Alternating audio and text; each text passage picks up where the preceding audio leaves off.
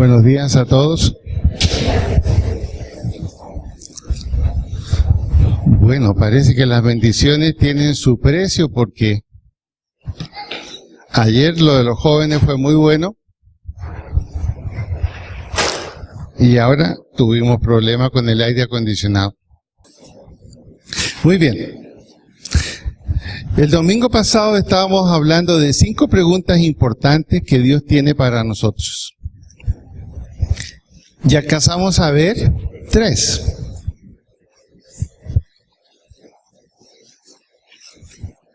Y la primera de ellas era, ¿dónde estás tú? La pregunta que Dios le hizo a Adán.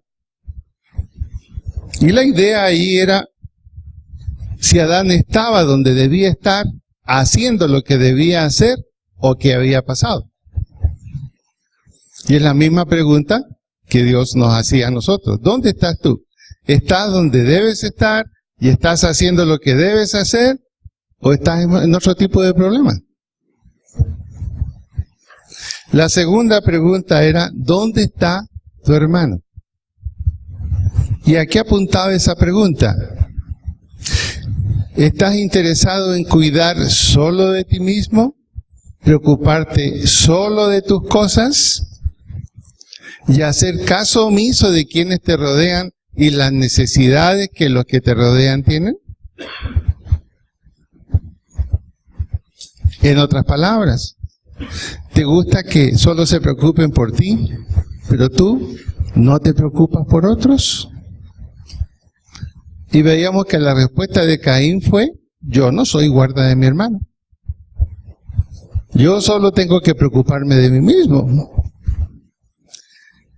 Pero Dios nos llamaba a un cambio de actitud en ese sentido. Y la tercera pregunta fue, ¿qué tienes en tu mano? Hecha a Moisés. Todas las excusas que Moisés dio para no hacer lo que Dios le estaba pidiendo, y Dios le demostró que con lo que él era, no importa la edad, con lo que él tenía y con los recursos que él tenía, era suficiente para que Dios le usara para una gran tarea. A veces pensamos que debemos tener mucho tiempo, muchos recursos, mucha disposición, mucho tiempo libre. No.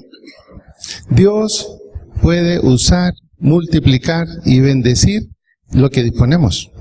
En tiempo, en recursos, pero sobre todo en disposición. Y las últimas 2 preguntas son estas. La número 4. ¿Qué haces aquí, Elías? Esa fue una pregunta que Dios le hizo al profeta Elías. ¿Qué haces aquí? Y es la misma pregunta que Dios nos hace a nosotros. Cuando dice, ¿qué haces aquí? Es, ¿por qué estás en un lugar donde como que no corresponde? ¿Qué es lo que te tiene ahí, en ese lugar que no corresponde? En esa situación que no corresponde, frenado, frustrado y detenido. ¿Qué haces aquí, Elías? Y vamos a ir a Primera de Reyes 19:9. Primera de Reyes 19:9. Dice allí lo siguiente.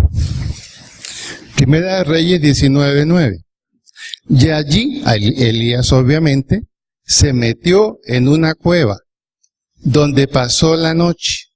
Y vino a él palabra de Jehová, el cual le dijo, ¿qué haces aquí, Elías? ¿Qué hace un profeta? ¿Qué hace un hombre que está destinado a estar en medio de la gente? A dar un mensaje. ¿Qué hace en una cueva? Y esa es la extrañeza de Dios. ¿Qué haces aquí? ¿Por qué estaba ahí Elías? Elías había tenido una victoria tremenda respaldado por Dios. A Elías le tocó ejercer su tarea en uno de los peores reinados de Israel. El rey Acaz,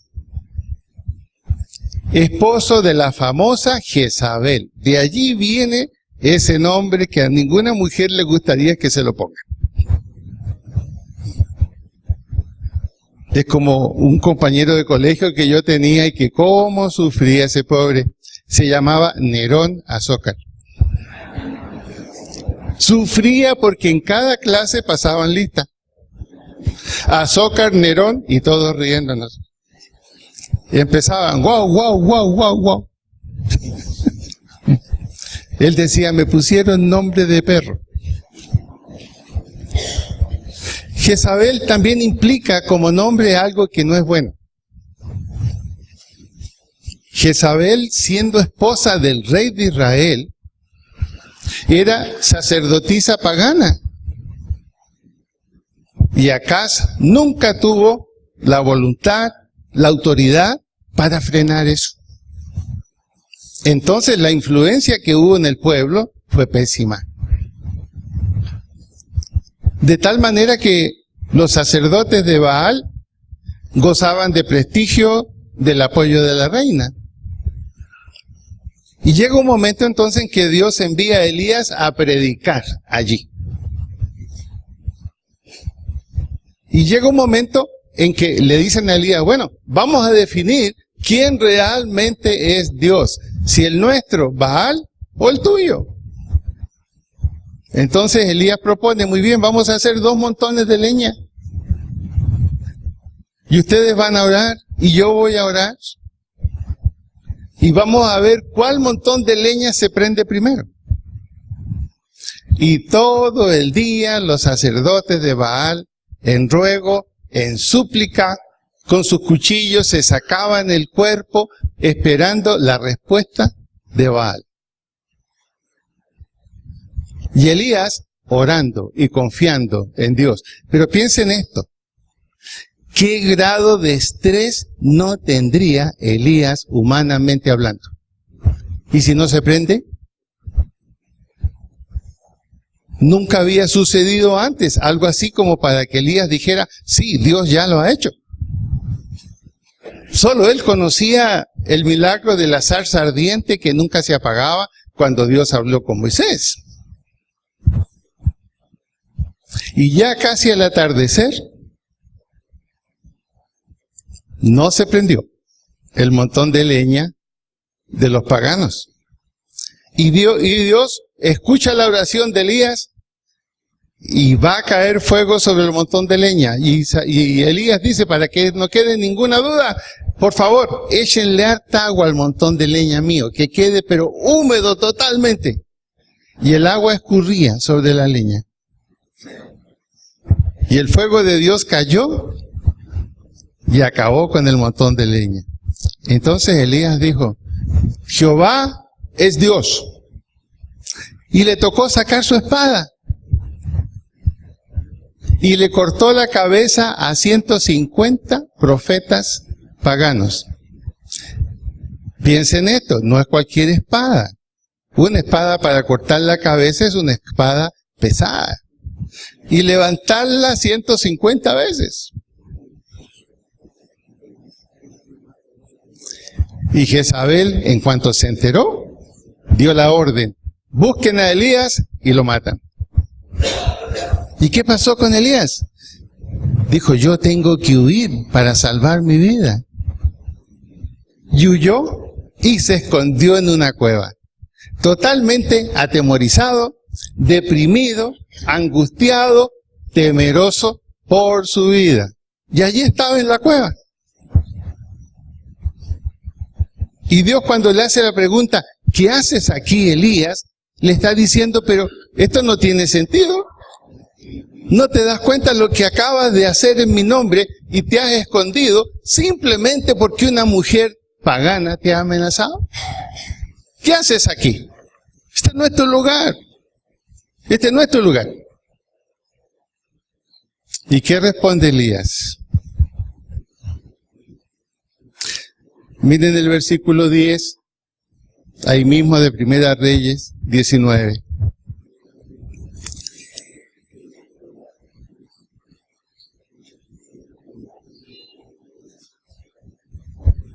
¿Volvieron ya a Primera de Reyes? Bueno.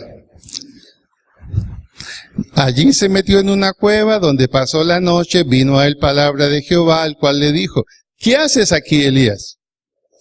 Y Elías respondió, he sentido un vivo celo por Jehová Dios de los ejércitos, porque los hijos de Israel han dejado tu pacto, han derribado tus altares, han matado a espada a tus profetas, y solo yo he quedado y me buscas para quitarme la vida. Por favor, comparen esa respuesta con lo que acababa de suceder. ¿Qué pasa con Elías? Algo parecido a Farid Mondragón por las noticias que dieron. Una depresión, se afectó su metabolismo, problemas parece personales, gracias a Dios ya salió. Y Elías aquí se encuentra absolutamente deprimido, teme por su vida. Se le olvidó todo el respaldo que Dios le había dado. Y miren lo que dice, me quedé solo. O sea que después de lo que sucedió, nadie se impresionó. La Biblia dice que el pueblo alabó a Dios al ver lo que había pasado. Cuando estamos en situaciones difíciles, cuando nos sentimos confrontados, aun cuando nuestra propia vida está a punto de ser tocada, es lógico, es humano que entremos en una profunda depresión. A Elías le pasó.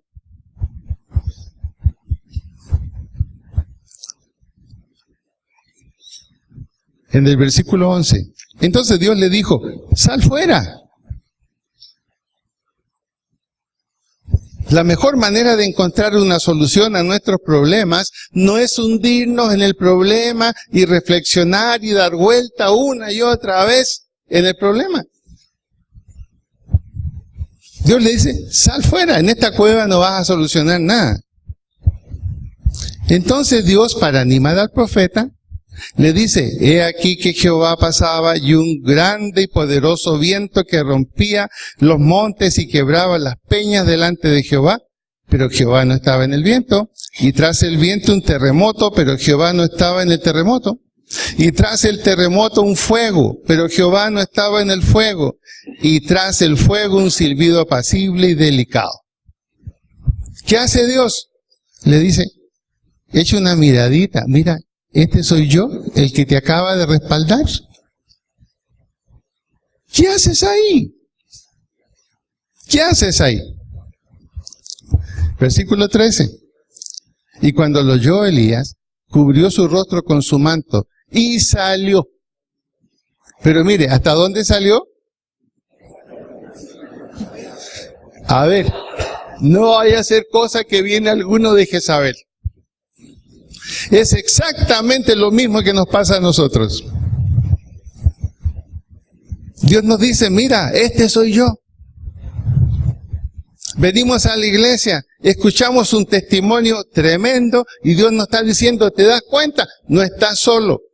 Tu problema tiene respuesta. No te dejes hundir por el problema. Sal de la cueva. Y la cueva es nuestra propia mente. Pensando,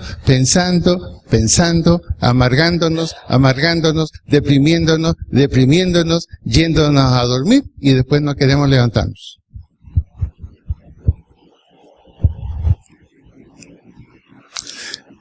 Y es interesante que Dios le vuelva a preguntar por segunda vez. ¿Qué haces aquí, Elías? Versículo 13. Dios ya se estaba molestando. ¿Qué haces aquí? O sea que ya ni siquiera te impresiona lo que yo te estoy mostrando. Hasta estás dudando de mí. Sigues pensando que estás solo. Sigues pensando que no hay solución a tu problema. ¿Se ha dado cuenta que cuando tenemos serios problemas personales pensamos que estamos solos? Y ahora, ¿quién podrá defenderme? Así pensamos. Y si hay una cosa que el diablo empuja, agita, acentúa, es el sentimiento de soledad. Pero que en el caso del cristiano es un sentimiento falso. Porque el Señor prometió, he aquí yo estoy contigo todos los días hasta el fin del mundo. En otras palabras, estas situaciones las podemos vivir los cristianos comunes y corrientes. No somos como Elías, pero Elías también lo vivió. Lo interesante es todo el trabajo que Dios hace con Elías. No lo regaña, lo invita, lo motiva. Y en el 14, si usted lo mide el 14, todavía no sale del problema Elías. Vuelve a repetir lo mismo. ¿Se fija? Es lo que nos pasa a nosotros. A veces uno le dice a un amigo, oye, ya, deja de contarme el problema, hombre, ya me lo sé de memoria, hablemos de la solución. Y a uno le dicen, oye, como que no te he contado todo lo que pasó. No, si ya me lo contaste, me lo sé de memoria, hasta yo estoy sufriendo por ti. Hablemos de la solución. Y él respondió, he sentido un vivo celo por Jehová, Dios de los ejércitos. Miren, repitió lo mismo. Porque los hijos de Israel han dejado tu pacto, han derribado tus altares y han matado a espada a tus profetas, y solo yo he quedado, y me buscan para quitarme la vida. Exactamente lo que nos pasa a nosotros. Y en medio de esa situación Dios nos pregunta, ¿qué haces ahí? ¿Qué haces ahí? Y ahora Dios ya le contesta de otra manera. Versículo 15.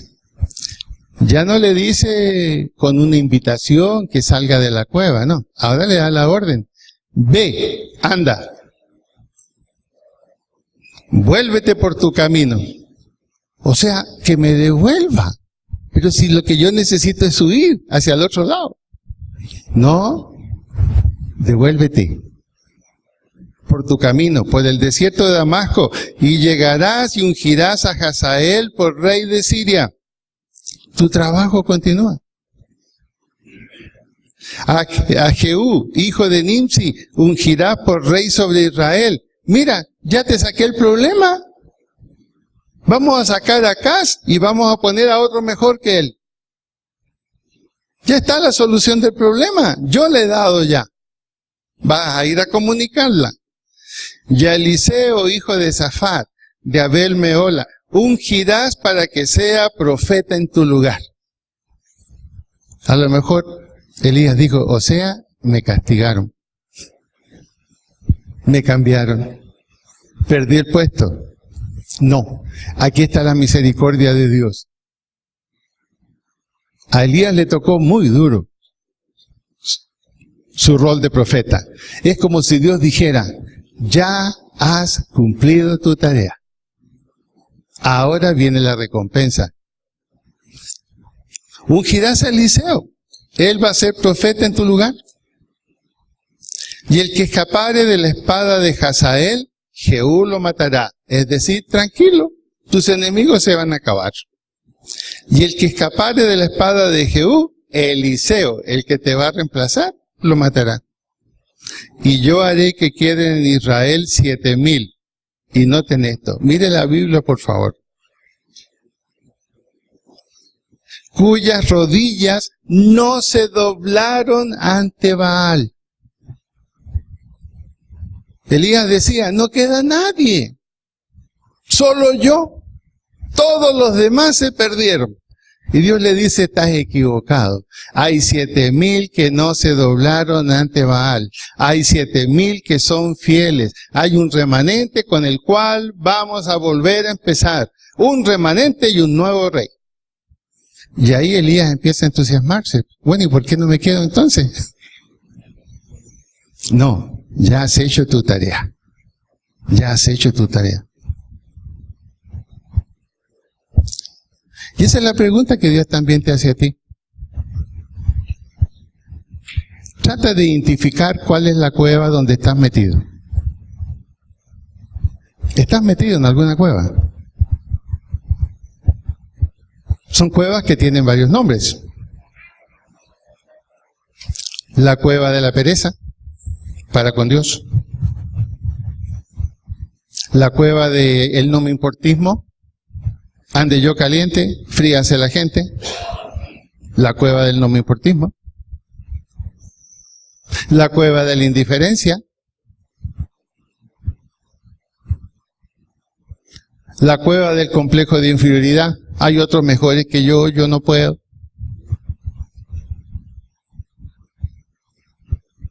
Y la peor cueva, la cueva del pecado. Pecados ocultos que no nos dejan funcionar y nos hacen vivir encuevados. Que la gente nos conozca y nos mire hasta cierto punto solamente. Y no dejamos que la gente se acerque. Pero a ti como creyente Dios te dice, ¿qué haces ahí en tu cueva, querido hijo? ¿Qué estás haciendo ahí? Ese no es tu lugar. Ese no es tu lugar. Y Dios en su misericordia te permite que desde la puerta de tu cueva veas todo lo que Dios hace. Y Dios te está invitando, mira, yo sigo siendo Dios, yo sigo teniendo la autoridad aquí en este mundo todavía.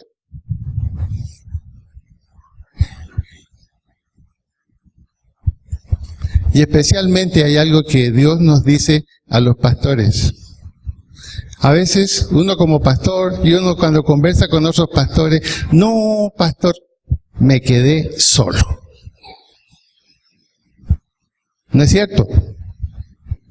Dios también dice, mira, aunque tú no sepas, hay un buen grupo que no ha doblado sus rodillas ante lo que no corresponde. Hay un buen grupo que no está en la cueva, sigue. Eso fue lo que le dijo a Elías. Por eso la pregunta para ti es esa. ¿Qué haces encerrado en tu cueva? Identifica qué es lo que te da miedo. Pueden ser cosas externas o puede ser tu propia conducta indolente.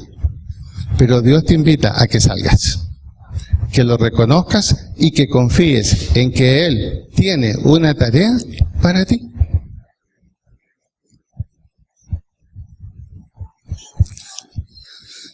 En tiempos difíciles sentimos que no hay esperanza. Pero con Dios siempre hay esperanza. Si hemos dejado de mirar hacia donde debemos, si hemos dejado de estar fuera de la cueva,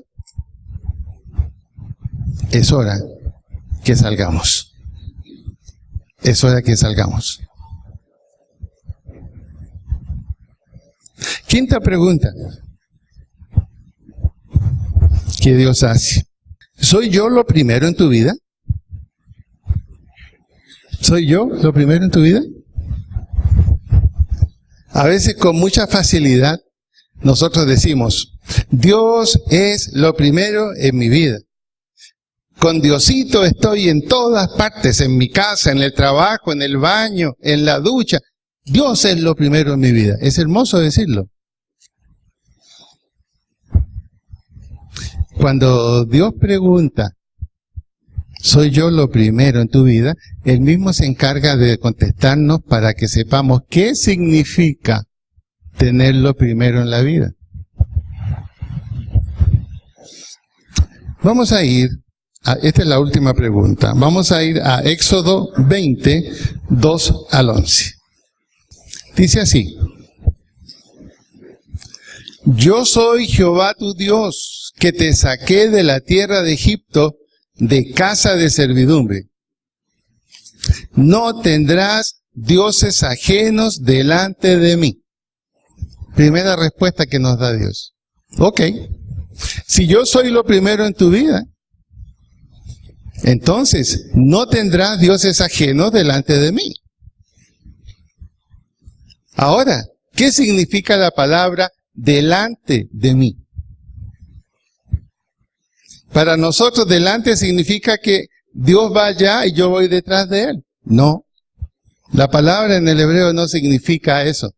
Delante significa frente a mí, en oposición a mí. Es como dice el Nuevo Testamento, nadie puede servir a dos señores, o a uno o al otro.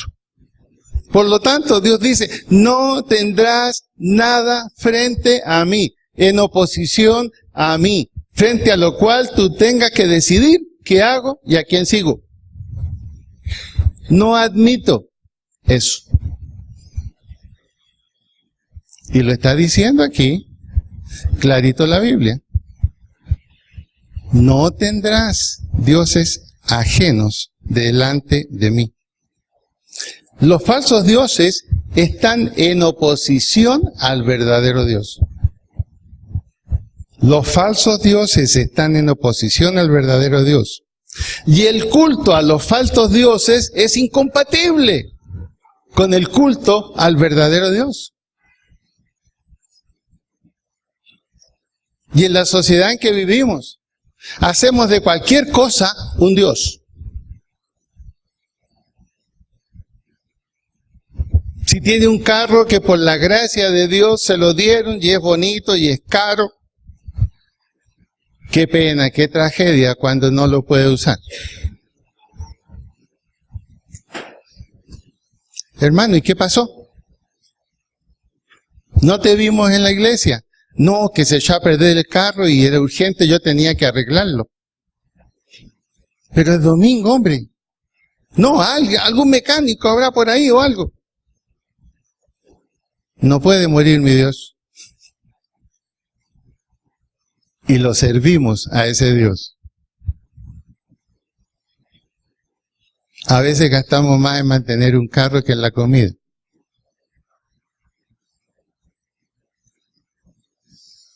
El trabajo se vuelve un Dios.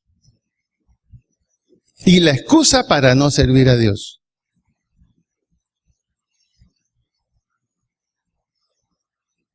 No tendrás dioses ajenos.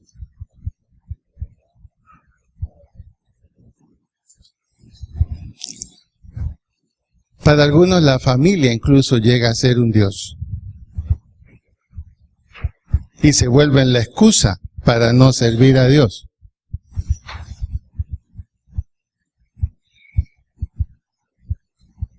A veces alguien dice, no, tengo que estar con mi familia, no pueden estar sin mí, yo soy muy importante. Y después por allá, por la sombra, los hijos dicen, ¿cuándo nos va a dejar tranquilos?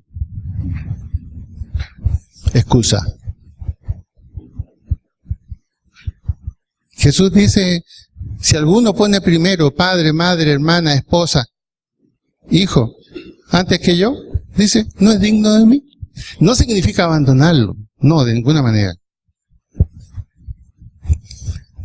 Pero Dios es radical cuando pregunta, ¿quién está primero en tu vida?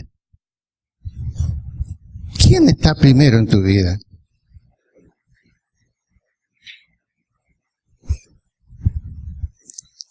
Y eso tenemos que responderlo. Si decimos que Dios está primero en nuestra vida, entonces nuestra conducta tiene que reflejar esa afirmación.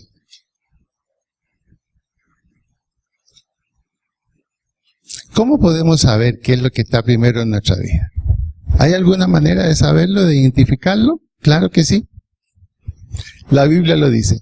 Hazte esta pregunta. ¿Dónde está tu tesoro? ¿Dónde está tu tesoro? ¿Dónde está lo que más anhelas, lo que más gusta, lo que más disfrutas? Aquello que es más importante para ti en tu vida. Ese es tu tesoro. Y dice la Biblia, allí donde está tu tesoro, ahí está tu corazón. Ahí sí puedes saber si tu corazón reconoce a Dios como lo primero en tu vida o no. ¿Es muy radical Dios? Tiene todo el derecho. Es el autor soberano de nuestra salvación al permitir que Cristo muriera en la cruz por nosotros. No tendrás dioses ajenos delante de mí. No te harás imagen ni ninguna semejanza de lo que esté arriba en el cielo, ni abajo en la tierra, ni en las aguas debajo de la tierra. No te inclinarás a ellas ni las honrarás. ¿Qué es lo que más honramos en nuestra vida? Hagamos esta pregunta. ¿Qué es lo que más honramos en nuestra vida? Dios dice, yo tengo que tener ese lugar. No significa que abandones el resto, de ninguna manera. Pero, ¿quién es primero? ¿Quién es primero? Y es tan fácil como cambiamos el orden de las cosas. Hay esposas que se tiran su matrimonio porque viven por los hijos y ya dejan a la esposa a un lado. Y después dicen, yo no sé por qué tenemos problemas. Y cuando uno les dice, piense, ¿quién la va a acompañar hasta el final de sus días? ¿Sus hijos o su marido? ¿O su esposa?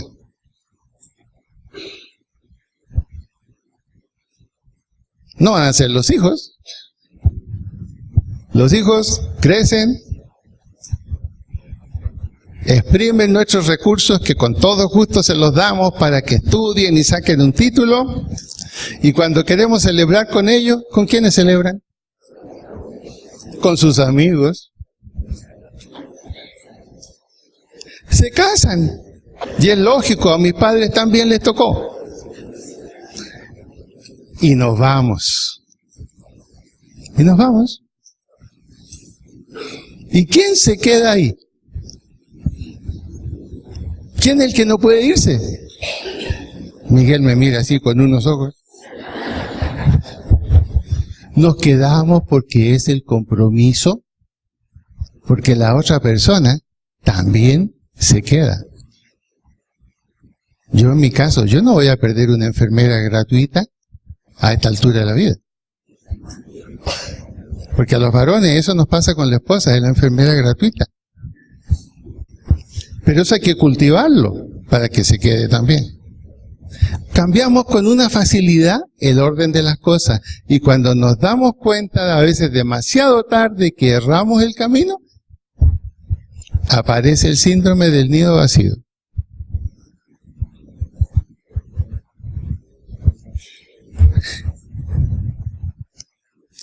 Y sigue diciendo Éxodo 20. No tomarás el nombre de Jehová tu Dios en vano, porque no dará por inocente Jehová al que tomare su nombre en vano. ¿Qué significa eso? Ahí todo Dios está diciendo, no me menciones en tus promesas si no las vas a cumplir. Mi nombre no es cualquier cosa para que tú hagas un compromiso y digas, delante de Dios lo voy a hacer. Si no lo haces, estás tomando mi nombre en vano. Estás tomando mi nombre desvalorizándolo. ¿Por qué? Porque Dios dice, en mí las cosas son sí, sí, no, no. Ahora, si Dios es primero en mi vida, ¿cómo deben ser mis compromisos? Como creyentes estamos involucrando el nombre de Dios. Por eso Salomón, por experiencia decía, es mejor que cumplas y no que prometas. Es grave tomar el nombre de Dios en vano.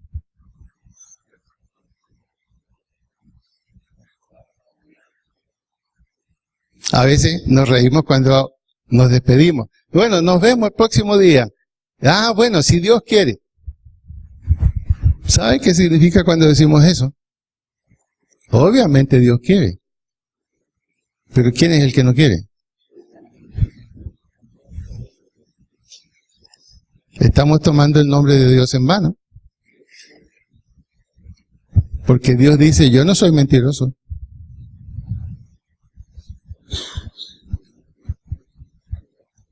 Aquí es donde está la gran importancia de la bendición de Dios en el matrimonio. Es una promesa donde Dios se involucró. Y la única manera en que esa promesa se rompa, en que uno de los dos falle y caiga en el pecado que la Biblia castiga. Adulterio. Entonces vuelvo a preguntar, ¿quién es primero en su vida? ¿Quién es primero en su vida? Todo el resto de los mandamientos está involucrado en esto. Versículos 5 y 6. Otra aplicación de Dios es lo primero en mi vida. Dice el versículo 5 y 6. No te inclinarás a ellas, es decir, cuando tenemos dioses que no corresponden. Y hay muchos tipos de dioses en esta sociedad. Muchos. Yo soy Jehová tu Dios fuerte, celoso, que visito la maldad de los padres sobre los hijos hasta la tercera y cuarta generación de los que me aborrecen. Y hago misericordia a millares, a los que me aman y guardan mis mandamientos. ¿Qué está diciendo aquí? Si tú dices que Dios es lo primero en tu vida, entonces tus hijos van a recibir la bendición que se dice en el versículo 6. Dios tendrá amor y misericordia con ellos largamente. Ese es el propósito de Dios, bendecir. Pero si tú no me tienes primero en tu vida, entonces los errores tuyos, el pecado tuyo como padre, las maldades tuyas como padres, van a producir una mala influencia en tus hijos. Y allí yo no tendré la culpa. Porque te estoy advirtiendo.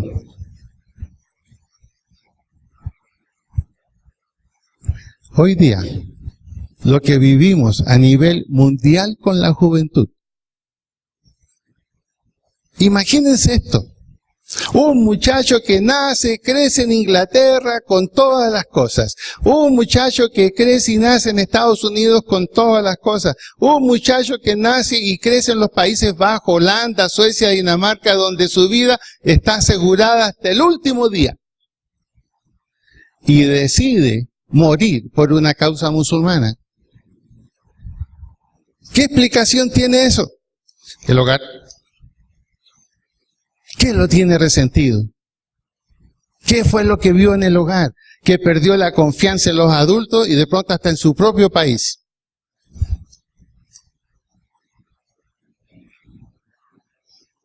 Es cierto lo que dice aquí. Visito la maldad de los padres sobre los hijos hasta la tercera y cuarta generación de los que me aborrecen. Sigue la pregunta entonces, ¿quién es primero en tu vida? ¿Quién es primero en mi vida?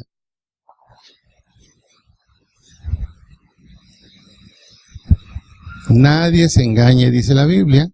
Dios no puede ser burlado. Todo lo que el hombre ciega, ¿qué más? Eso es lo mismo que va a cosechar.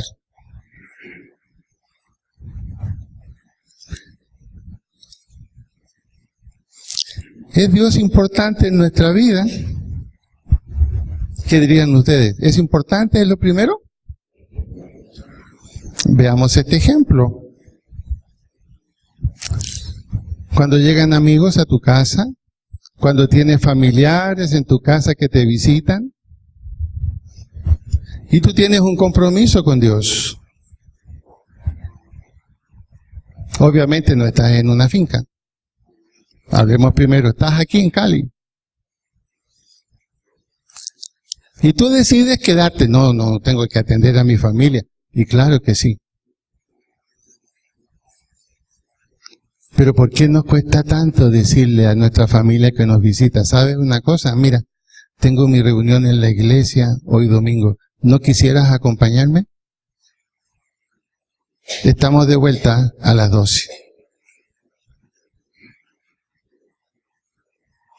¿Por qué nos da tanta pena no hacer eso?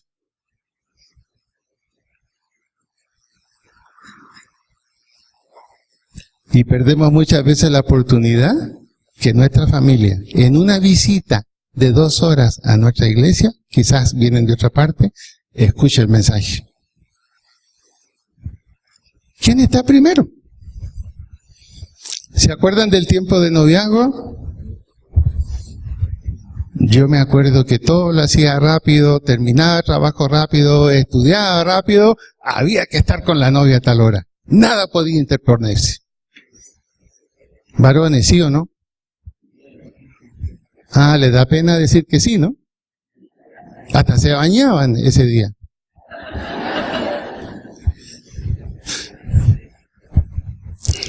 Ese tiempo nos muestra cómo poníamos en primer lugar eso. ¿Cómo poníamos eso en primer lugar? Bueno, el amor es lo que hace poner algo en primer lugar. La obligación no, es el amor. Y con esto terminamos. Esa misma pregunta Jesús se la hizo al apóstol Pedro. No le dijo, ¿soy yo el primero en tu vida? No se lo dijo de esa manera. Le preguntó, Pedro, ¿me amas? Y la palabra que usó el Señor en el original, ahí en el griego, es la palabra ágape, agapao. Lo que le preguntó Jesús a Pedro fue, ¿me amas incondicionalmente? En otras palabras, ¿soy lo primero en tu vida? ¿Estoy por encima de todo? Era para hacerle ver la falla que había tenido. ¿Y qué contestó Pedro? Como contestamos nosotros muchas veces. Sí, Señor, tú sabes que te amo. Pero no usó la misma palabra que usó Jesús. Usó otra.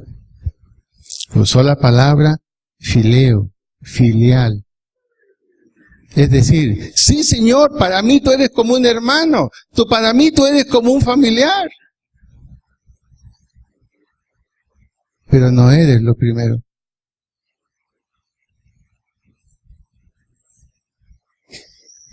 Y es interesante que a pesar de eso, el Señor le dice a Pedro, mira, ¿sabes? Independientemente de eso, yo confío en ti. Apacienta mis corderos. Te renuevo mi confianza. Te renuevo mi lealtad. Hazte cargo de los recién convertidos, los corderos. Y después le remata, apacienta mis ovejas, es decir, tus propios colegas y compañeros. Pero tengo que ser el primero en tu vida. Ahora, ojo, Dios no quiere apartarnos de las cosas buenas de este mundo, de ninguna manera. ¿No? ¿No?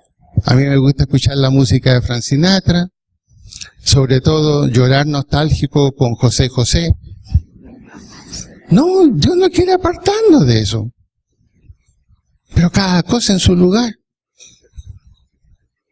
Si queremos las bendiciones de Dios, si queremos el respaldo absoluto de Dios, Él tiene que estar primero.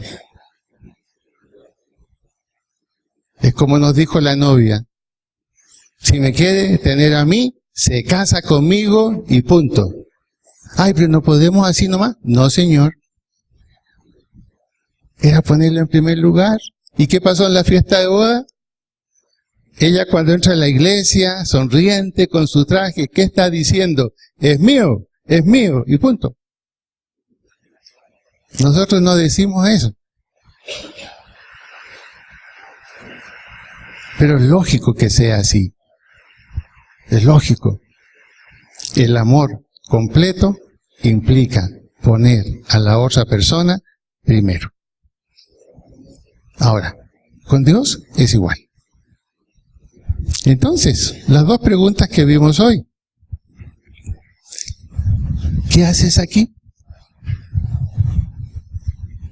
En tu cueva privada y personal, donde solo tú conoces lo que piensas y lo que sientes, ¿qué haces allí? Sale. Aquí estoy yo para que sigamos adelante y respaldarte. Y la segunda, ¿soy yo lo primero en tu vida? Vamos a ponernos de pie y vamos a orar.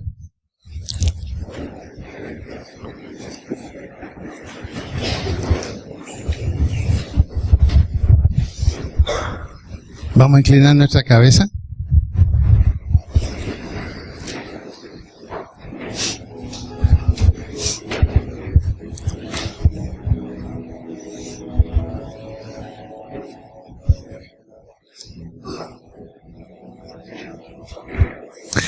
Y estando con nuestra cabeza inclinada,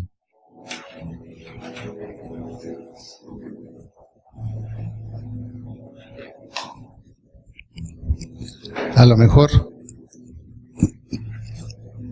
tienes que reestructurar las cosas como están en tu vida. De pronto, tienes que volver a poner en el primer lugar a quien corresponde.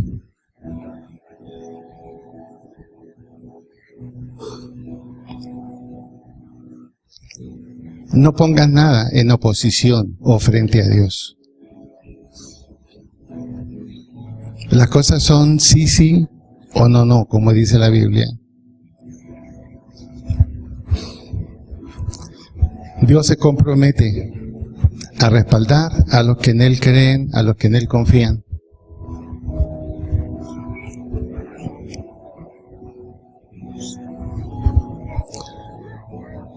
Dios sabe cuáles problemas has tenido. Dios lo sabe. Dios sabe si te has dejado llevar por un Dios ajeno, por una atracción ajena. Dios lo sabe. Pero Dios dice, venid, pongámonos a cuenta. Él es amplio en perdonar. Él es amplio en su misericordia. Señor, te damos muchas gracias por tu palabra en esta mañana. Señor, todas las cosas ayudan a bien, por lo tanto tenemos que decir gracias por este calor. Algún propósito tendrá. Señor, examina nuestra vida y gracias porque tienes tanta paciencia, Señor, y nos hablas una y otra vez, invitándonos a caminar contigo como debe ser. Gracias por ese amor incondicional que tú tienes por nosotros. Señor, en este año queremos cosas nuevas y diferentes.